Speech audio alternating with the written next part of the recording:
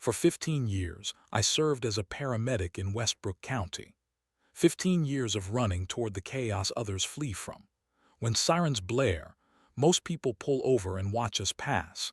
I am the one racing toward whatever horror waits at the other end. My name is Michael Reeves, and until that night, I believed I was good at my job. Blood, trauma, cardiac events. I had seen it all and maintained the steady hands and clear mind needed to navigate medical emergencies. That Wednesday night started like any other shift. The autumn air carried a slight chill as my partner, Eliza, and I finished restocking our ambulance after a routine call. Dispatch radio crackled with the usual chatter of first responders across the county. Then our call came in. Unit 7, we have a code blue at 42 Oak Ridge Lane, Willow Heights.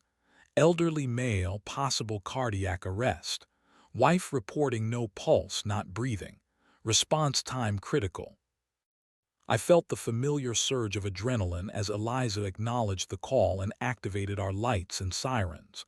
I had responded to hundreds of cardiac arrests over my career. Every second counted in these situations. After 4 minutes without oxygen, brain damage begins. After 10, revival chances drop dramatically.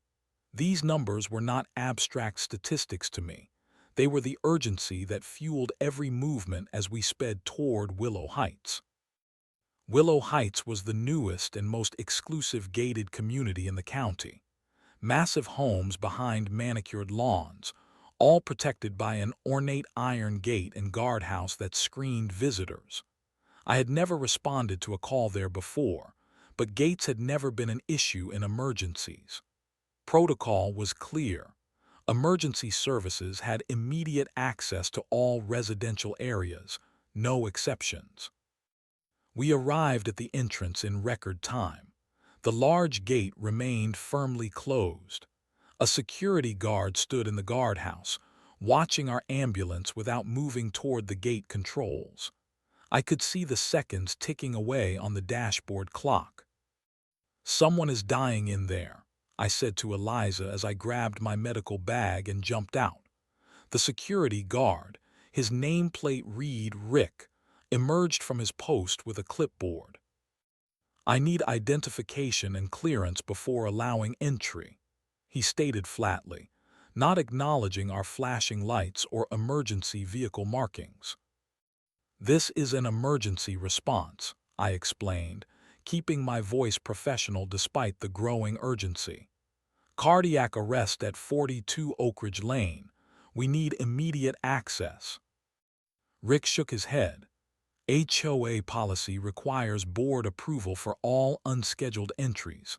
I cannot open the gate without authorization." I stared at him in disbelief. "Sir, this is a medical emergency. Someone could be dying while we stand here." "I understand your concern," he replied without emotion, "but rules are rules. I need to contact a board member for approval." I radioed dispatch while Eliza tried reasoning with him. Precious minutes were evaporating. The family was waiting. A man was dying. I made a decision. "I am going through on foot," I told Rick, grabbing my emergency kit. "You can call whoever you need to, but I am responding to this emergency now." His face hardened. "You cannot enter without authorization. That would be trespassing on private property." I ignored him, moving toward the pedestrian gate adjacent to the main entrance. I could see the street beyond, so close. The patient was waiting. His wife was probably performing CPR right now, watching the door for the help we had promised. "Stop immediately," Rick shouted, his hand moving to his belt. I continued walking. "Sir, a life is at stake. Please call your supervisor while I—" The pain hit without warning. Every muscle in my body contracted simultaneously as electricity coursed through me. My knees buckled as the taser barbs delivered their incapacitating charge. The medical bag slipped from my grasp, equipment scattering across the pavement. Through the overwhelming pain, One thought screamed in my mind. Someone was dying because I could not reach them. The world tilted sideways as I collapsed. The last thing I saw was Rick speaking into his radio, reporting that he had neutralized an attempted security breach. Not a paramedic, not an emergency responder, a security breach. Consciousness returned in fragments. First came the sensation of cold asphalt against my cheek, then the muffled sounds of shouting. My muscles spasmed with aftershocks as I tried to orient myself. Handcuffs bit into my wrists behind my back. The indignity registered before the full memory did. I had been tasered and restrained for trying to save a life. Eliza's voice cut through the fog. She was pleading with someone. "He is a certified paramedic. We have an active cardiac emergency. You cannot do this." My vision cleared enough to see Rick standing with his arms crossed, unmoved by her desperation. Behind him, the iron gates remained closed, like the entrance to some forbidden kingdom rather than a neighborhood where someone needed us. "I am following HOA protocol," Rick insisted. "No unauthorized personnel. I have contacted the board president, but until she responds, the gate stays closed." I tried to speak but could only manage a groan. Eliza noticed I was conscious and knelt beside me. "Michael, do not move. Help is coming." The irony was not lost on me. We were the help that someone else was desperately waiting for. Flashing lights reflected off the guardhouse windows as police cruisers pulled up behind our ambulance.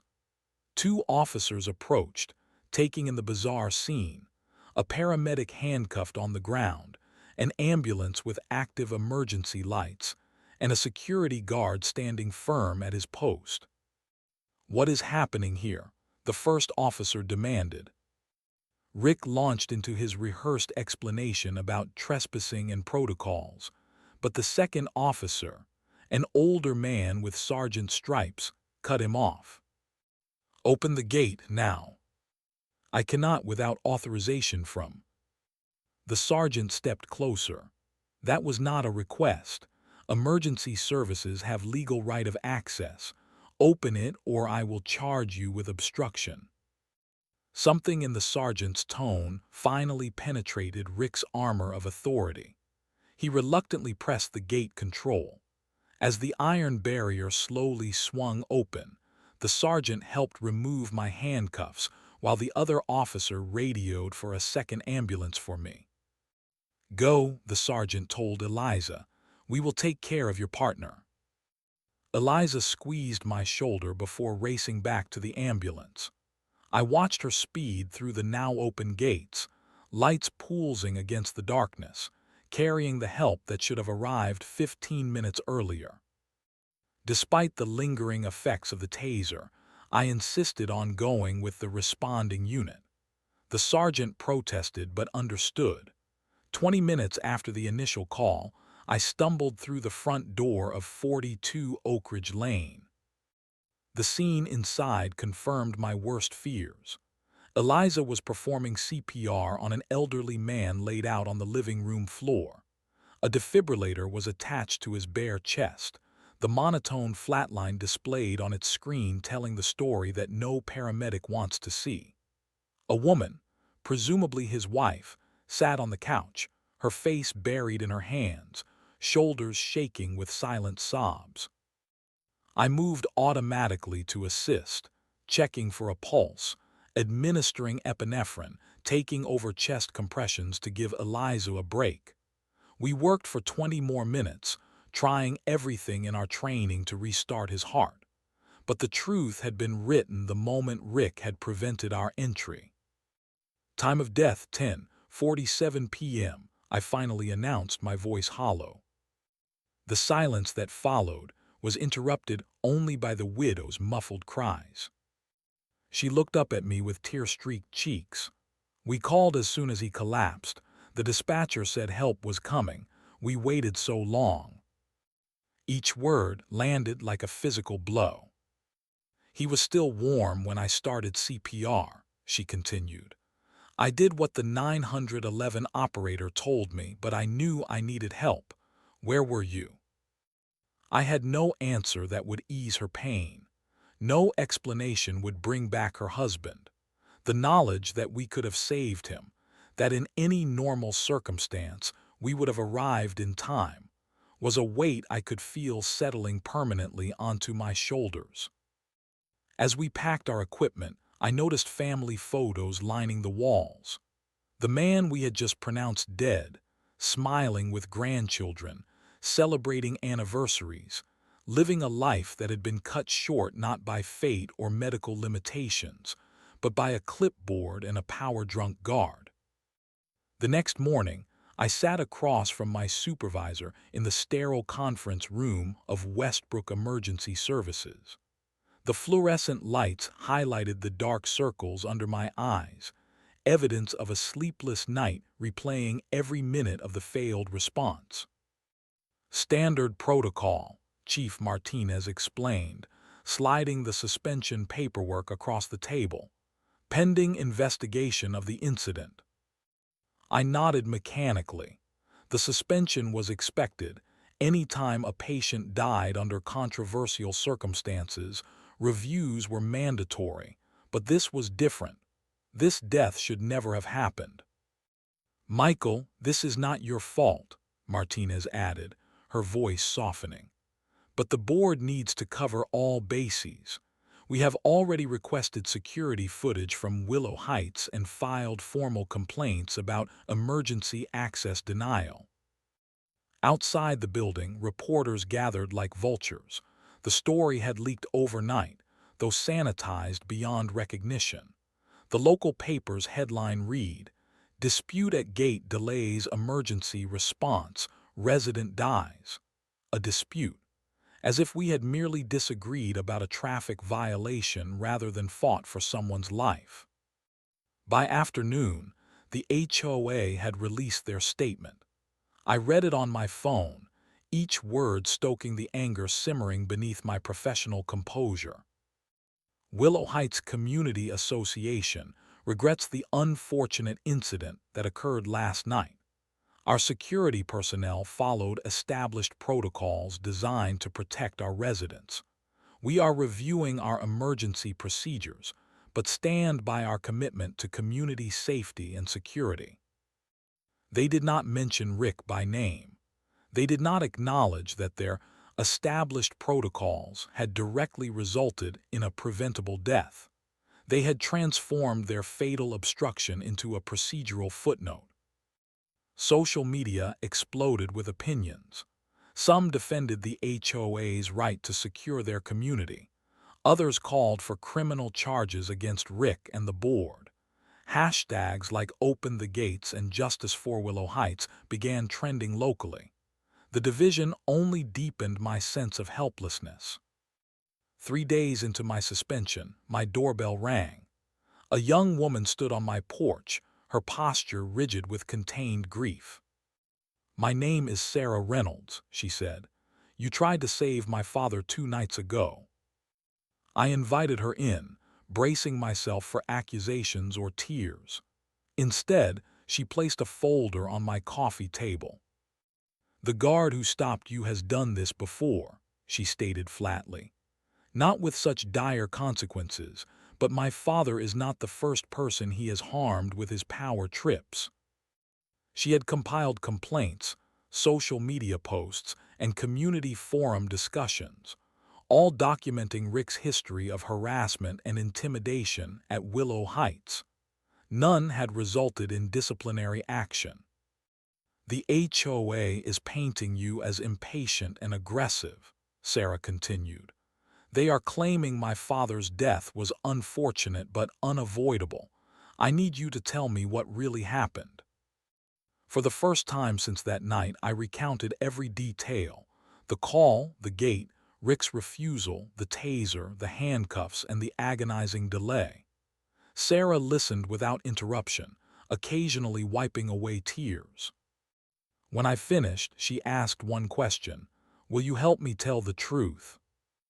That evening, with Sarah's explicit permission, I set up my camera. No script, no rehearsal, just the raw truth of what had happened and what it had cost. I described the cold calculation in Rick's eyes as he chose protocol over a human life. I detailed the minutes lost and what those minutes meant medically. I spoke about Sarah's father, Harold Reynolds, 72, retired teacher, beloved grandfather of 4, who became a statistic because one man and one HOA board decided their rules superseded emergency services. The video went viral within hours. News stations contacted me for interviews, which my lawyer advised against while the investigation was ongoing. But the truth was out there now, unfiltered by press releases or legal jargon. The comments section filled with similar stories from across the country. Gates closed to ambulances, security guards demanding identification while patients waited, HOAs prioritizing exclusivity over safety. What happened to Harold Reynolds was extreme but not unique. 3 days after posting the video, I received notice that the HOA was considering legal action against me for defamation. They claimed I had misrepresented the situation and damaged their reputation. Their threat only convinced me I had struck a nerve. There was more to this story than one overzealous security guard. There was a system behind him, one that had created and protected him, and I was just beginning to uncover it. With my suspension ongoing and legal threats looming, I channeled my frustration into investigation. If the HOA wanted to silence me, they must have more to hide than just one tragic night. I began by researching Willow Heights Community Association's public records, board minutes, filed bylaws, property records, anything that might explain how emergency protocols could be so fatally flawed. The first red flag appeared in the HOA's organizational chart. Richard "Rick" Thornton was officially titled Director of Community Safety and Access Control, an inflated name for a gate guard. His annual compensation was nearly double the standard rate for security personnel in our county. The question was, why? The answer emerged when I cross-referenced board member information. The HOA president, Victoria Mercer, shared her maiden name with Rick's wife. They were not just colleagues, they were family. Victoria had personally created Rick's position 3 years ago, shortly after losing her corporate job. Nepotism explained his untouchable status. I needed more than paper trails. I needed voices, the experiences of those who lived under the regime Rick enforced. Sarah helped connect me with Willow Heights residents who had witnessed his behavior firsthand. Many were reluctant to speak on record, fearing HOA retaliation through fines or property liens. But some were brave enough to share their stories. Melissa Chen invited me to her home outside the gates. She had moved after 2 years in Willow Heights. Her account made my blood boil. It was my son's 8th birthday, she explained, showing me photos of a backyard decorated with superhero themes. We had invited 15 children. Rick showed up midway through the party, measuring decibel levels with a handheld device. He claimed we were violating noise ordinances and threatened to fine us $100 per child if we did not immediately end the celebration. When her husband protested, Rick called for police backup, claiming harassment. The birthday party ended with tearful children watching a confrontation unfold from behind living room windows. Another resident, James Washington, a retired Air Force colonel, described an incident involving his 84-year-old mother. She drove up for a weekend visit. I had notified the HOA office as required, but Rick was not on their approved list that day. He refused to let her through, demanded identification, and when she became confused by his aggressive questioning, he detained her at the guardhouse for over an hour while repeatedly calling my cell phone. which I had accidentally left on silent. His mother never visited again, too traumatized by the experience. The pattern became clear through dozens of similar accounts. Rick was not merely following HOA policies, he was weaponizing them, creating an atmosphere of fear and control. And the board, led by his sister-in-law, enabled him at every turn. Most disturbingly, I uncovered 3 prior incidents involving emergency services. None had resulted in death, but all showed the same pattern: Rick delaying access, demanding unnecessary verification, treating emergencies as security threats rather than urgent situations requiring immediate response. After one incident involving a child with a severe allergic reaction, residents had circulated a petition requesting review of gate procedures. The board dismissed their concerns, issuing a statement almost identical to the one released after Harold Reynolds' death, vague promises to review procedures, while standing firm on their commitment to security. I compiled everything into a comprehensive file: names, dates, statements, patterns of behavior, board responses, financial records showing unusual compensation, and the clear conflict of interest in Rick's hearing and supervision. The HOA had created a perfect storm of circumstances: an overzealous guard emboldened by family connections, residents intimidated into silence, and a board that valued control above all else, even human life. This was not a single incident or an individual's poor judgment. This was systemic failure, cultivated over years and ultimately costing Harold Reynolds his life. As I reviewed my findings, one thing became abundantly clear: accountability would not come from within the gates of Willow Heights. It would have to be forced upon them from outside. With my research complete, I knew that words alone would not bring justice for Harold Reynolds or safety for the community. The system needed to be challenged legally. I contacted Elena Vasquez, a civil rights attorney who specialized in cases involving abuse of authority. Her reputation for taking on powerful entities preceded her. She had successfully challenged police departments, corporations, and government agencies. When I laid out the evidence in her downtown office, Elena did not immediately promise victory. Instead, she asked the one question that mattered most: are you prepared for what comes next? They will attack your character, your professional record, everything. I thought of Harold's wife, alone after 47 years of marriage. I remembered the weight of performing CPR on a man who should not have needed it. I nodded. "Then we file tomorrow," Elena said.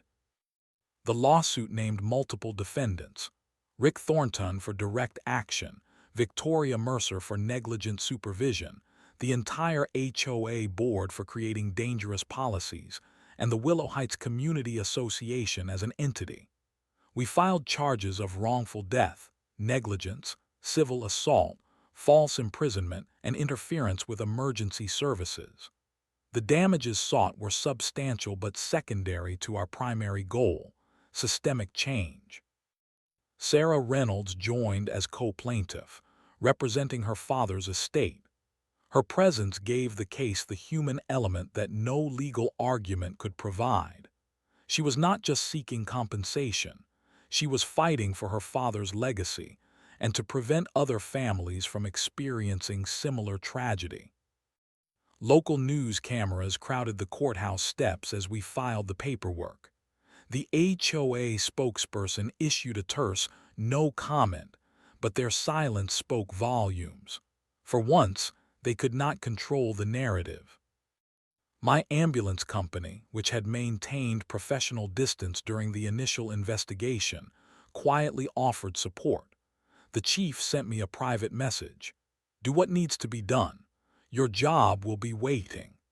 Their legal team provided documentation of standard emergency access protocols, further evidence that Willow Heights operated outside normal safety standards. 3 days after filing, an unexpected ally emerged.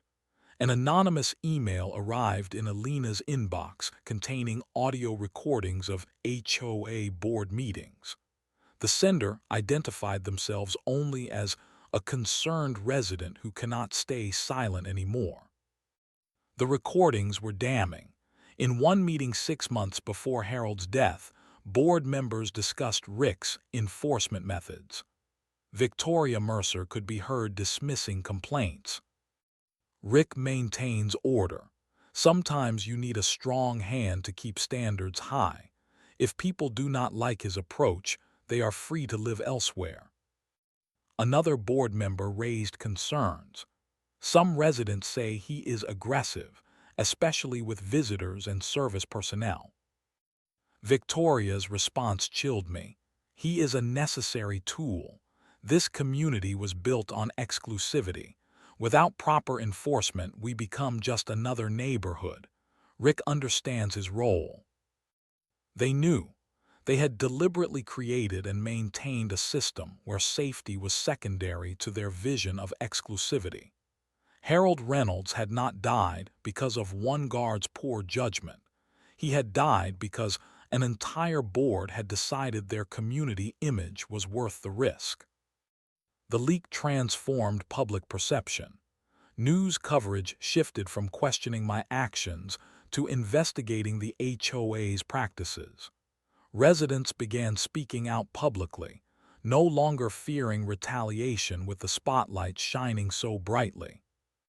Meanwhile, Rick Thornton had not reported for duty since the night of the incident. The HOA claimed he was on leave pending investigation, but neighbors reported his house stood empty, his car gone. He had vanished, but the system that empowered him remained, and that was our true target. The battle lines were drawn. The case would proceed to discovery, then to trial. But already something had shifted. The first shot had been fired not just for justice, but for a community's soul. The morning after the audio leak, residents gathered outside the HOA office. What began as a handful of concerned neighbors swelled into dozens, then hundreds. They carried signs reading "Safety before security" and "No more power trips." Some wore T-shirts bearing Harold Reynolds' name and image, a gentle-faced man whose death had become the catalyst for change. Local news stations positioned cameras and reporters along the perimeter. The same community that had prided itself on privacy now stood in the spotlight, demanding transparency and accountability. Victoria Mercer arrived flanked by security, not Rick, but private contractors hired to replace him. She hurried inside without comment, blinds quickly drawn against the growing crowd. By evening, the HOA issued an emergency notice. All unauthorized gatherings on community property are prohibited effective immediately. Violations subject to immediate fine and potential legal action. Their attempt to silence dissent backfired spectacularly. Alina immediately filed for an emergency injunction against the ban, citing First Amendment rights to peaceful assembly. The judge granted it within hours, delivering the first legal blow to the HOA's authority. Judge Raymond Williams, a respected figure on the county bench, added a personal note to his ruling. Communities exist for the benefit of their members, not for the power of their administrators. This court will not allow constitutional rights to be subordinated to private regulations. The protests continued, growing more organized. Residents formed committees, created communication channels, and began systematic documentation of past abuses. Among the most powerful voices was retired Judge Elaine Cooper, a 3-year resident who had remained largely uninvolved in community politics until now. "I moved here seeking peace in retirement," she told the gathered crowd from her wheelchair. "Instead, I found petty tyranny disguised as order. As a judge for 34 years, I swore to uphold the law and protect the vulnerable. I failed to speak when I witnessed abuses here. I will not remain silent anymore. Judge Cooper offered to testify about her own experiences with Rick and the board, providing expert perspective on how the HOA had exceeded its legal authority. Her credibility was unimpeachable, her testimony potentially devastating. The community transformed before my eyes. Neighbors who had previously avoided eye contact now embraced in solidarity. Those who had suffered alone now shared their stories publicly. A petition calling for the entire board's resignation and restructuring of the HOA gathered thousands of signatures, not just from residents, but from surrounding communities concerned about the precedent Willow Heights had set. Meanwhile, Rick remained missing. Rumors circulated that he had fled to another state, perhaps fearing criminal charges. The HOA placed him on indefinite leave, attempting to distance themselves from their former enforcer. But the audio recordings had exposed their complicity too clearly for such easy separation. Victoria Mercer made one public appearance, attempting to quell the uprising with promises of comprehensive review and improved emergency protocols. She was met with calls for her resignation and questions about her relationship with Rick. She retreated without answering, her authority visibly crumbling. Most significantly, residents began questioning the value of the HOA itself. Many had accepted the strict regulations as the price for exclusivity and property value protection. Now they asked whether any aesthetic benefit could justify the culture of fear and control that had developed, and whether the organization needed complete dismantling rather than mere reform. What had begun as one paramedic's fight for justice had evolved into a community reclaiming its soul. The gates that had once symbolized prestige now represented the barriers between neighbors and basic human compassion. And as trial preparations continued, those barriers were crumbling one by one. The awakening was painful but necessary, like setting a broken bone so it could heal properly. And beneath the conflict and controversy, something new was emerging, a true community, bound not by rules and walls, but by shared values and humanity. 11 months after Harold Reynolds died, the trial began. The courtroom could barely contain all who wished to attend. Media interest had expanded from local coverage to national news segments on HOA overreach and emergency service obstruction. The HOA had hired a prestigious law firm known for defending corporations against class action suits. Their strategy became immediately clear. Portray Rick as a rogue employee who misinterpreted guidelines, distance the board from his actions, and question my professional judgment in attempting to breach security protocols. Their approach collapsed under the weight of evidence and testimony. The audio recordings, the documented pattern of complaints, the expert testimony on emergency response procedures, Judge Cooper's powerful account of the board's dismissal of resident concerns, but nothing impacted the jury more than the testimony of those most affected. Margaret Reynolds, Harold's widow of nearly 5 decades, took the stand with quiet dignity. She described performing CPR on her husband while watching the clock, knowing help should have arrived. She recounted how Harold had insisted on paying their HOA dues early each year, proud to maintain their community standards.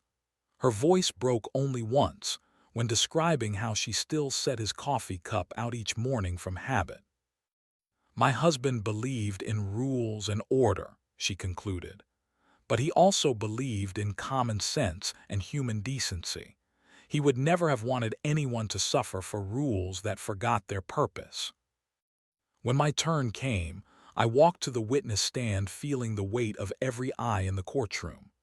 Under Alina's questioning, I methodically recounted the events of that night, The call, the refusal, the physical assault, the delay. I explained in clinical terms what those minutes meant medically, how survival rates diminish with each passing moment without intervention. The defense attorney attempted to paint me as hot-headed and impatient during cross-examination. "Could you not have waited for proper authorization?" he asked, his tone suggesting reasonableness. "Sir," I responded, looking directly at the jury, "in cardiac arrest, death begins immediately. Brain damage begins at 4 minutes. We had already lost critical minutes in transit. There is no waiting in emergency medicine. That is why we have lights and sirens, because every second matters." He pressed on, "But you must understand the security concerns of a private community." "I understand that no security protocol should result in preventable death," I answered. "No gate is worth a human life." After 2 weeks of testimony, closing arguments, and 3 days of deliberation, the jury returned. The courtroom fell silent as the verdict was read. The HOA and board members were found liable for wrongful death through negligent policy and supervision. Rick Thornton was found liable for assault, false imprisonment, and direct contribution to Harold Reynolds' death. The total damages awarded to the Reynolds family exceeded $7 million. But the monetary judgment was only part of the verdict. The judge added extraordinary remedies. The entire HOA board was ordered to resign. The community's governing documents required court-approved revision before implementation. And most significantly, the court mandated disbanding of the private security force and implementation of emergency service access protocols developed in conjunction with county first responders. As we left the courthouse, reporters shouted questions about victory and vindication. But those words felt hollow against the reality that had brought us there. No verdict could return Harold Reynolds to his family. No judgment could erase the memory of performing CPR on a man I should have reached 15 minutes earlier. Sarah touched my arm as cameras flashed around us. "My father was a teacher for 40 years, she said quietly. "He always said the most important lessons come from the hardest experiences. What happened to him has changed things, not just here, but in communities across the country reviewing their emergency access policies." She was right. Already, HOAs in neighboring counties had revised their gate procedures. State legislators were discussing bills to prevent similar tragedies. What happened at Willow Heights would ripple outward, potentially saving countless lives. I walked down the courthouse steps into bright sunshine. Justice had been served, but it remained forever incomplete. The true measure would come in lives not lost, emergencies not obstructed, help not delayed. That would be Harold Reynolds' legacy, and perhaps in some small way my redemption.